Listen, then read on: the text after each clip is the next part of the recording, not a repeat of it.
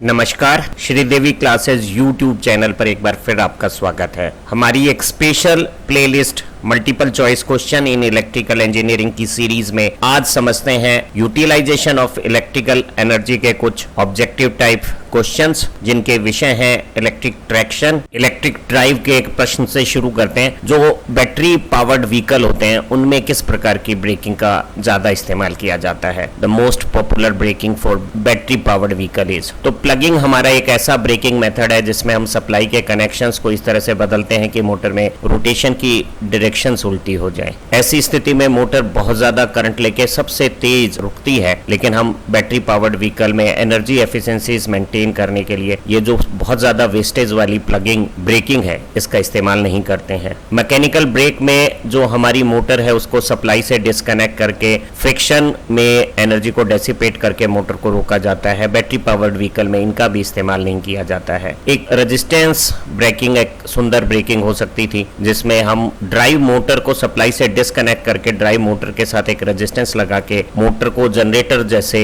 इस्तेमाल करते हुए इनर्शिया की स्टोर्ड एनर्जी को बाहर रेजिस्टेंस में डेसिपेट कर देते। लेकिन जो सबसे बेहतरीन ब्रेकिंग हम बैटरी पावर्ड व्हीकल में यूज करते हैं वो रीजनरेटिव ब्रेकिंग है, जिसमें हम बैटरी पावर्ड व्हीकल को चॉपर ड्राइव से जब चलाते हैं तो चॉपर को क्लास बी मोड में, स्टेप अप मोड में इस्तेमाल करते हुए मोटर का बैक ईएमएफ कम होने के बावजूद भी हम एक हायर सप्लाई वोल्टेज जो बैटरी की है उसमें पावर को वापस रिवर्ट कर देते हैं और इस तरह से हमारी बैटरी की एनर्जी यूटिलाइजेशन बढ़ जाती है। तो सभी बैटरी पावर्ड व्हीकल में हम रीजनरेटिव ब्रेकिंग का इस्तेमाल करते हैं। चॉपर ड्राइव का इस्तेमाल होता है और चॉपर रीजनरेटिव ब्रेकिंग कर देते हैं। ट्रैक्शन में किस लोकोमोटिव को सबसे कम मेंटेनेंस चाहिए, मिनिमम मेंटेनेंस वाले लोकोमोटिव्स कौन से? स्टीम लोकोमोटिव को बहुत ज्यादा मेंटेनेंस चाहिए तो वो इन दिनों इस्तेमाल नहीं होते हैं। जो डीजल इंजन लोकोमोटिव्स हैं उनकी बजाय हम डीजल इलेक्ट्रिक लोकोमोटिव्स का इस्तेमाल करते हैं, लेकिन दोनों के जो डीजल सेक्शन है उसमें बहुत ज्यादा मेंटेनेंस की जरूरत होती है। हालांकि डीजल इलेक्ट्रिक लोकोमोटिव में अच्छा टॉर्क और स्पीड कंट्रोल की पॉसिबिलिटीज हैं, लेकिन हम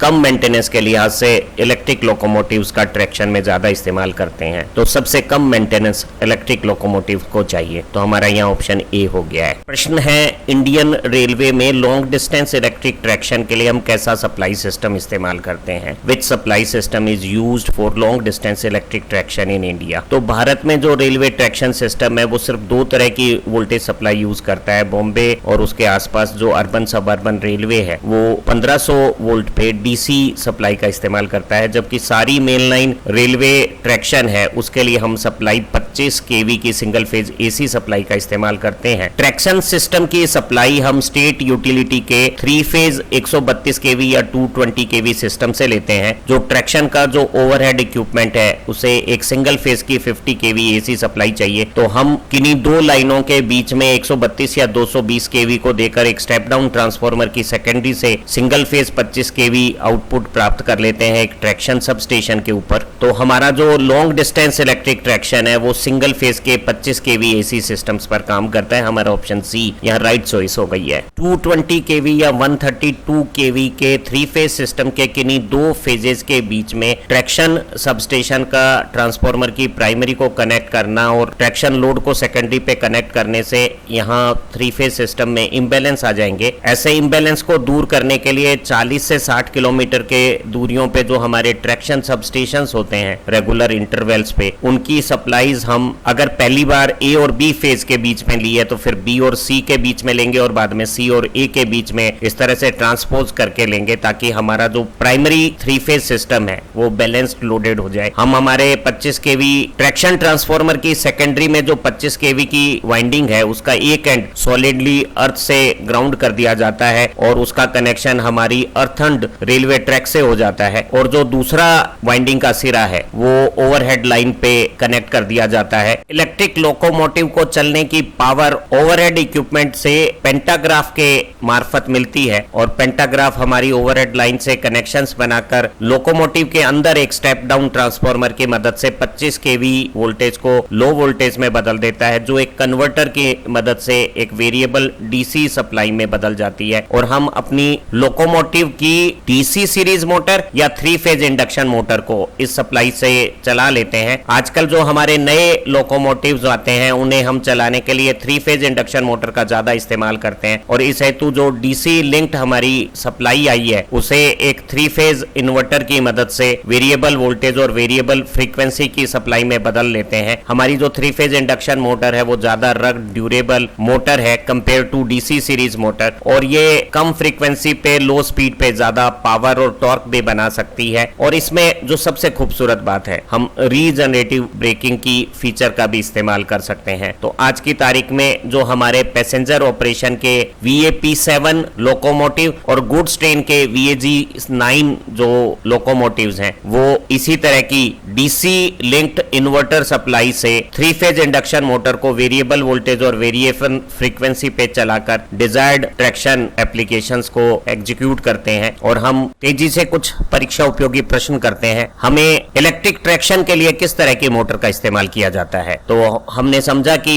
हम इलेक्ट्रिक ट्रैक्शन के लिए या तो डीसी सीरीज मोटर का इस्तेमाल करते हैं या फिर 3 फेज इंडक्शन मोटर का इस्तेमाल करते हैं। तो हमारा इस प्रश्न में राइट चॉइस हो गई डी, या तो 3 फेज इंडक्शन मोटर या फिर डीसी सीरीज मोटर। दोनों तरह की मोटर को हम ट्रैक्शन के लिए इस्तेमाल करते हैं। किस तरह की डीसी मोटर का इलेक्ट्रिक ट्रैक्शन में इस्तेमाल होता है? तो स्टार्टिंग टॉर्क अच्छा होना, पैरेलल ऑपरेशंस में प्रॉब्लम्स नहीं होना, लंबी स्पीड रेंज में इस्तेमाल होने के कारण हम डीसी सीरीज मोटर का इलेक्ट्रिक ट्रैक्शन में ज्यादा इस्तेमाल करते हैं। तो हमारा राइट ऑप्शन अगले क्वेश्चन का सी हो गया है। एक इलेक्ट्रिक ट्रैक्शन में जो हमारी इलेक्ट्रिकल एनर्जी की कंजम्पशन होती है वो किन कारणों से होती है? तो ऑप्शन है एक्सेलरेशन करने के लिए, हाइट्स पर चढ़ने के दौरान हमें ऊंचाई पर चढ़ते समय जो ट्रैक्टिव एफर्ट्स लगाने होते हैं उसमें, या फिर मोशन के दौरान जो हम फ्रिक्शन डिफरेंट नेचर्स के होते हैं उन्हें ओवरकम करने के लिए जो एनर्जी लगाते हैं वो। पर सच्ची बात यह है कि हम हमारे ट्रैक्शन ड्यूटीज में सभी काम करते हैं। हम एक्सेलरेट भी करते हैं, ऊंचाइयों पे भी ट्रैक्शन करते हैं, और रूटीन कांस्टेंट स्पीड पे चलते समय हमें फ्रिक्शन के रेजिस्टेंस को भी ओवरकम करना होता है। तो हमारी एनर्जी कंजम्पशन उपरोक्त सभी में होती है। तो राइट ऑप्शन डी हो गया है। अगला प्रश्न है, रेलवे ट्रैक पे कोएफिशिएंट ऑफ एडेजन कब हाई होगा? तो हमें जानकारी है कि हमारी रेल पर जो ट्रैक्शन का व्हील है वो बिना स्लिप करे ट्रैक्टिव एफर्ट्स को यूटिलाइज करे। इसके लिए जरूरी है कोएफिशिएंट ऑफ एडेजन अधिक हो, और अगर हमारी रेल ट्रैक ग्रीस्ड हो या उसके ऊपर तेल गिरा हुआ हो या वो गीली हो तो स्लिप की पॉसिबिलिटी ज्यादा होगी और कोएफिशिएंट ऑफ एडेजन कम होगा। तो अगर हम रेलवे ट्रैक को सैंड से साफ कर लेते हैं और वो ड्राई है तो कोएफिशिएंट ऑफ एडेजन अच्छा होगा। तो यहाँ राइट चॉइस ऑप्शन बी हो गया है कि हमें रेलवे ट्रैक पे अगर कोएफिशिएंट ऑफ एडेजन बढ़ाना है तो हमें रेल ट्रैक को सैंड से क्लीन कर लेना चाहिए। अगला प्रश्न है, ट्रैक्शन ड्यूटी के लिए कौन सी मोटर रीजनरेटिव ब्रेकिंग के लिए सुटेबल है? तो हमने समझा कि अगर हम वेरिएबल वोल्टेज और वेरिएबल फ्रीक्वेंसी ड्राइव के साथ 3 फेज कॉइल केज मोटर को चलाते हैं तो स्टार्ट करते समय जब इसे कम फ्रीक्वेंसी पे कम वोल्टेज के साथ भी चलाएंगे तो ये बहुत अच्छा स्टार्टिंग टॉर्क बना देगी, और ब्रेक लगाते समय इसकी हाई वोल्टेज को अगर हम ग्रेजुअली रिड्यूस करेंगे तो हमारा जो इंडक्शन मोटर है वो एक इंडक्शन जनरेटर की भांति काम करते हुए अपने इनर्शिया की एनर्जी को वापस मेन लाइन में फीड कर देगी, और इस तरह की ब्रेकिंग से हमें एनर्जी सेविंग प्राप्त होगी। तो मेट्रो और दूसरी अर्बन रेलवे में जहां बार बार हमें ब्रेक्स लगाने होते हैं, रीजनरेटिव ब्रेकिंग ज्यादा एनर्जी एफिशिएंट होगी, इसलिए हम वहां ड्राइव के तौर पे 3 फेज कॉइल केज मोटर और ब्रेकिंग के लिए रीजनरेटिव ब्रेकिंग का इस्तेमाल करते हैं। अगला सवाल है, रेलवे सबस्टेशन पे कौन सा इक्विपमेंट या एपैरेटस नहीं होता? तो एक रेलवे सबस्टेशन 133 केवी या 220 केवी की जो हमारी मेन लाइन सप्लाई है उसे सिंगल फेज के 25 केवी में एक ट्रैक्शन ट्रांसफार्मर की मदद से बदलता है। सप्लाई के कंट्रोल के लिए हम सर्किट ब्रेकर और आइसोलेटर का इस्तेमाल सबस्टेशंस पे करते हैं, लेकिन पेंटाग्राफ हमारे रेलवे लोको के ऊपर ओवरहेड इक्विपमेंट से करंट कलेक्शन के काम आता है। तो ये सबस्टेशन पे न होके लोकोमोटिव के ऊपर है पेंटाग्राफ। तो यहाँ सही ऑप्शन पेंटाग्राफ हो गया है। परीक्षाओं में बहुत सारे प्रश्न स्पीड और टाइम ग्राफ के रिलेशंस के आते हैं। तो एक रेलवे ट्रैक्शन में हम जब स्टार्ट करते हैं रेलवे लोकोमोटिव को तो सबसे पहले एक्सेलरेट होता है, और एक्सेलरेशन के दौरान जब हम स्टार्टर के रेजिस्टेंस को नॉच करते हैं, काटते हैं, तो हम एक कांस्टेंट एक्सेलरेशन को मेंटेन कर लेते हैं, और जब सारा रेजिस्टेंस रिमूव हो जाता है तो हमारा एक्सेलरेशन हल्का सा लास्ट में कम होता है। और जब हम मैक्सिमम स्पीड पे लोकोमोटिव को ले आते हैं तो अब लोकोमोटिव हाईएस्ट स्पीड पे जो फ्रिक्शन रेजिस्टेंस है उसे ओवरकम करने के लिए पावर इनपुट लेगा, और ऐसी रनिंग को जो बिना एक्सेलरेशन के कांस्टेंट वेलोसिटी से होती है उसे हम फ्री रनिंग कहते हैं। जब हमें लोकोमोटिव को अगले स्टेशन पे रोकना हो तो हम पेंटाग्राफ को नीचे करके लोकोमोटिव को सप्लाई से डिस्कनेक्ट कर लेते हैं, और ऐसी स्थिति में लोकोमोटिव अपनी रोटेटिंग मास की काइनेटिक एनर्जी के साथ रोटेट करता है और फ्रिक्शन को ओवरकम करते हुए हल्का रिटार्डेशन के साथ गति करता है। और इस प्रोसेस को, जिसमें हम किसी एनर्जी को फीड नहीं करते और रोटेटिंग मास की स्टोर्ड एनर्जी से ही ट्रैक्टिव एफर्ट्स प्राप्त करते हैं, उसे हम कॉस्टिंग कहते हैं। और जब कॉस्टिंग के बाद हमारा अगला स्टेशन हमें जब नजदीक लगने लगता है तो हम एक ब्रेकिंग लगा के तेजी से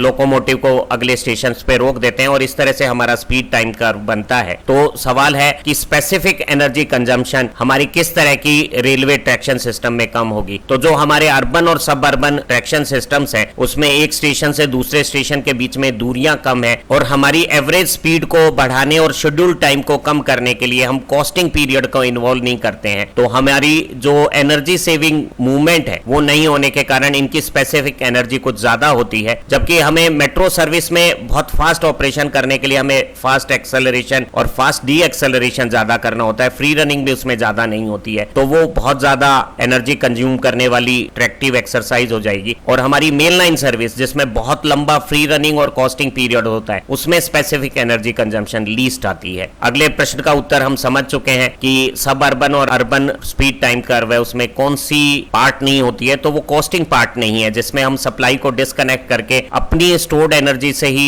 ट्रैक्शन की ड्यूटी को पूरा करते हैं। ये कॉस्टिंग पार्ट हमारा अर्बन और सब अर्बन रेलवे में नहीं होता, और अगर ये कॉस्टिंग पार्ट नहीं होगा तो हमारा जो स्पीड टाइम कर्व है वो एक क्वाड्रिलेटरल जैसा, चतुर्भुज जैसा हो जाएगा। अर्बन या सब अर्बन सर्विस है उसमें कॉस्टिंग पीरियड नहीं होता और उसका स्पीड टाइम कर्व है वो क्वाड्रिलेटरल या सम चतुर्भुज प्रकार का होता है। पूछा गया है कि ये जो क्वाड्रिलेटर प्रकार का जो हमारा स्पीड टाइम कर्व है वो किस ट्रैक्शन ड्यूटीज के लिए हम इस्तेमाल करते हैं, तो इसमें एक्सेलरेशन के बाद फ्री रनिंग और फिर ब्रेकिंग है, कॉस्टिंग पीरियड नहीं है। ऐसी एप्लीकेशंस हम अर्बन और सब अर्बन ट्रैक्शन सर्विसेज के लिए इस्तेमाल करते हैं। दोनों के लिए इस तरह का स्पीड टाइम कर्व होता है। अर्बन में फ्री रनिंग पीरियड थोड़ा छोटा होगा, सब अर्बन में ये थोड़ा बड़ा हो सकता है, लेकिन दोनों का जो स्पीड टाइम कर्व है वो एक जैसा है। अगर यही मेट्रो सर्विस होती तो मेट्रो सर्विस में फ्री रनिंग पीरियड भी गायब हो जाता और वो सिर्फ एक्सेलरेट और रीजनरेटिव ब्रेकिंग इस मोड के साथ चलती। जबकि अगर ये मेन लाइन है तो यहाँ फ्री रनिंग के बाद कॉस्टिंग भी होती और हमारा स्पीड टाइम कर्व में एक्सेलरेशन, फ्री रनिंग, कॉस्टिंग और ब्रेकिंग ये मोड होते। अगला सवाल है, हमारी ट्रेन की एवरेज स्पीड किस पर डिपेंड नहीं करती। अगर स्टॉपेज के ड्यूरेशन ज्यादा होंगे तो हमारी एवरेज स्पीड कम हो जाएगी। अगर एक्सेलरेशन और रिटार्डेशन के पीरियड्स ज्यादा बड़े होंगे, एक्सेलरेशन और रिटार्डेशन का मैग्नीट्यूड छोटा होगा तो हमारी